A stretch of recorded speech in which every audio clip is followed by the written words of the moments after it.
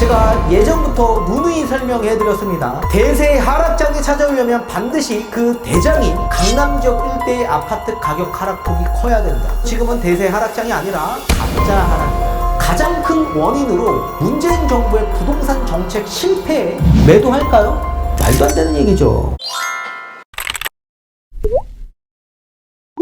네, 안녕하세요. 반갑습니다. 이경민의 부동산 하이킥의 이경민입니다.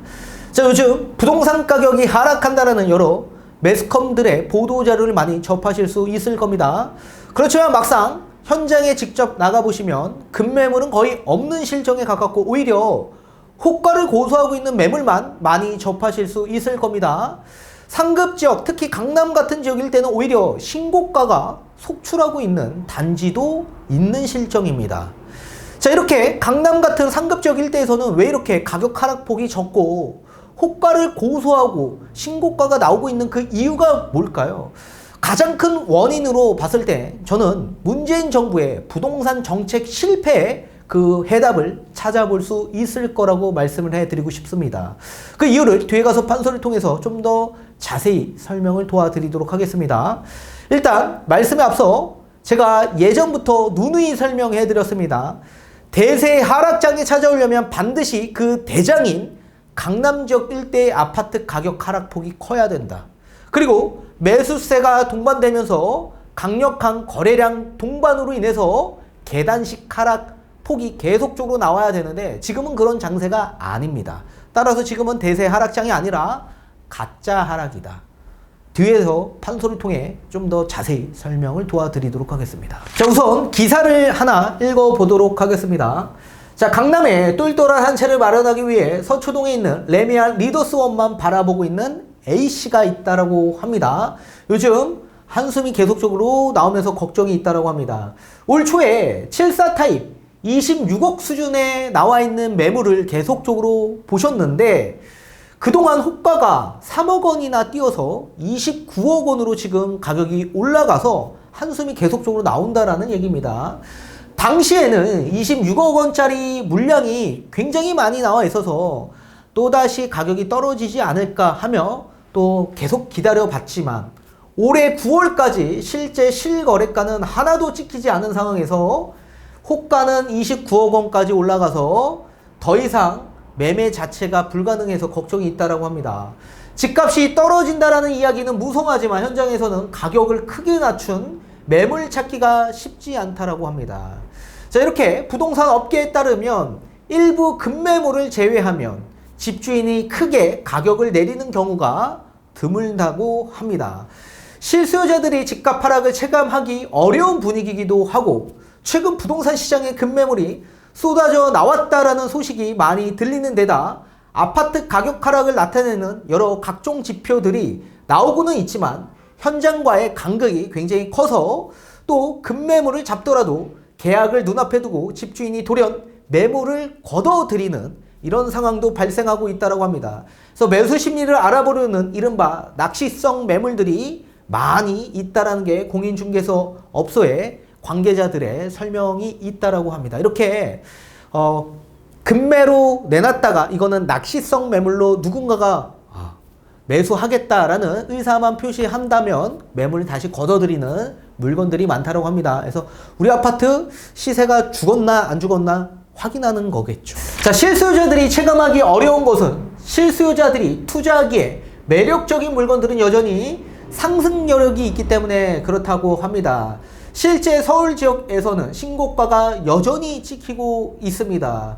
국토부 실거래가 공개 시스템에 따르면 성수동에 있는 성수동양 전용 84 타입 같은 경우 지난 5일 25억 원에 거래돼서 1년 전 같은 면적 매매가 19억 7천만 원에서 5억 3천만 원이나 급등을 했다라고 합니다. 또 재건축을 위해 철거가 진행 중인 반포 1단지 같은 경우에 전용 140 타입 같은 경우 이달 3일 71억 5천만 원에 매매가 되었습니다. 동일 면적 기준에서 지난 6월달 66억 원에서 3개월 만에 5억 5천만 원이 상승했다라고 합니다.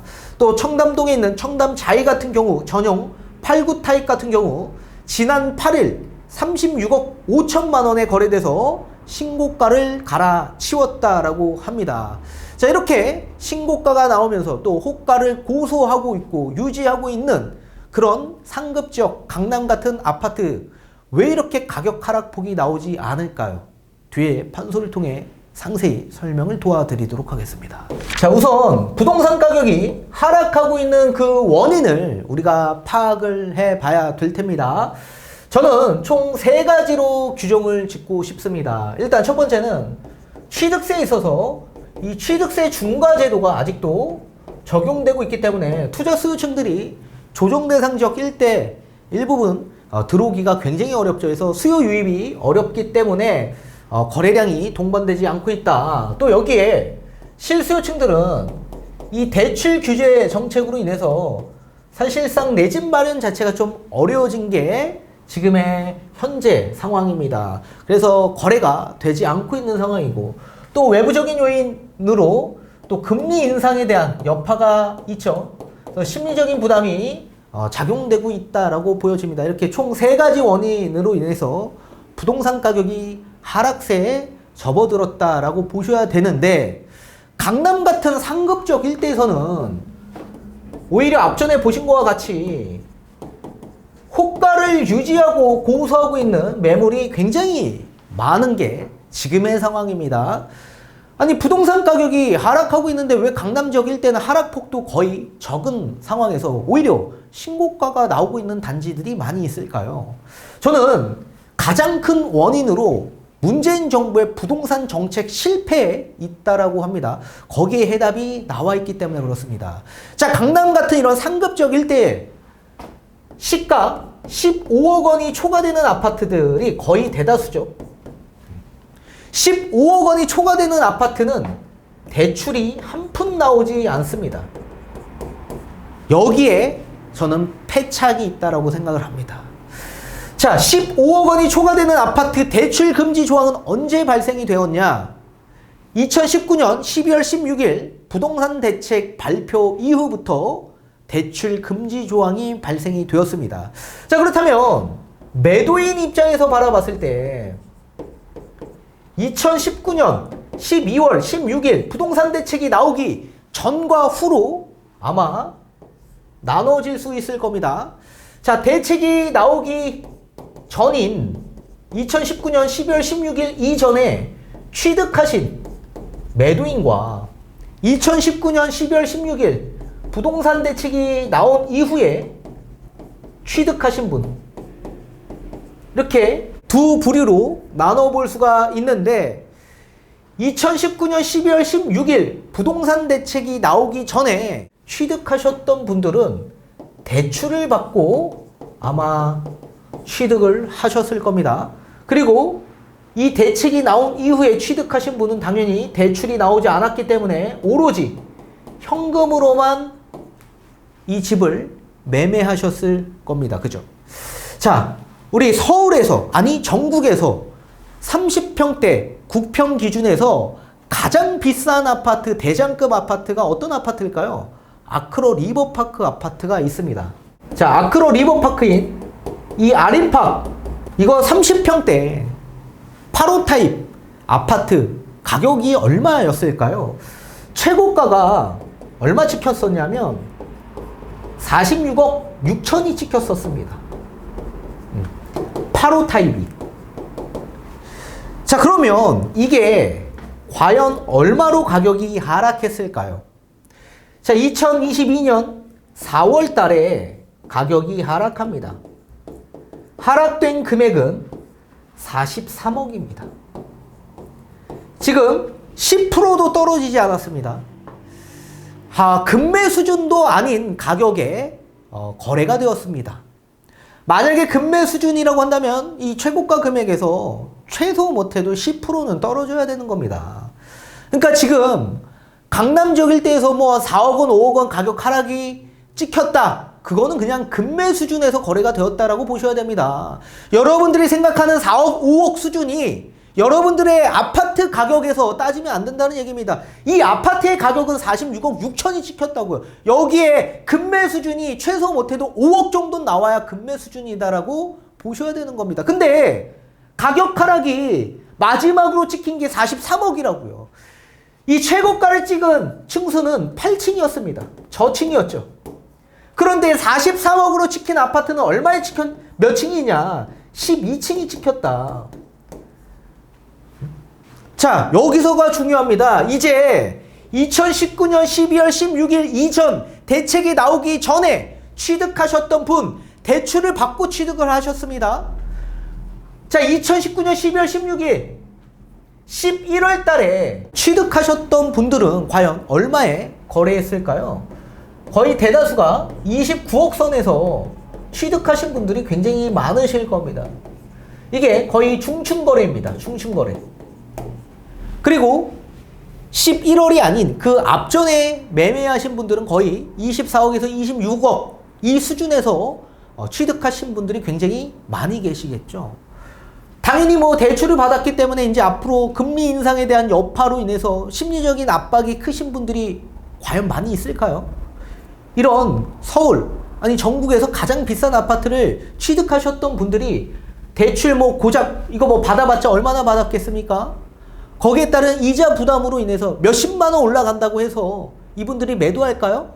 지금 하락된 금액이 43억인데 이분은 지금 29억에 취득하셨어요.